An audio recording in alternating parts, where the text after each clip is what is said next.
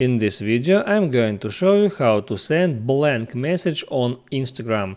That's quite simple and easy, so let's begin. And first open up your Instagram application, type on your messenger icon and select some conversation, and here you see the blank message and you now know how it looks like.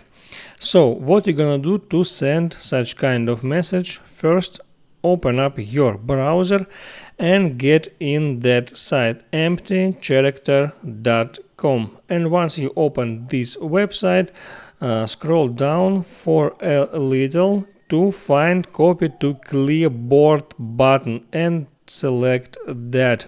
Just tap on that and now you can open Instagram again and just paste the symbol that you copied. Here you see that send button becomes active. I have nothing in that text field and I just tap on send to send a blank message on Instagram. I hope it helps you, so before you go, please like and subscribe.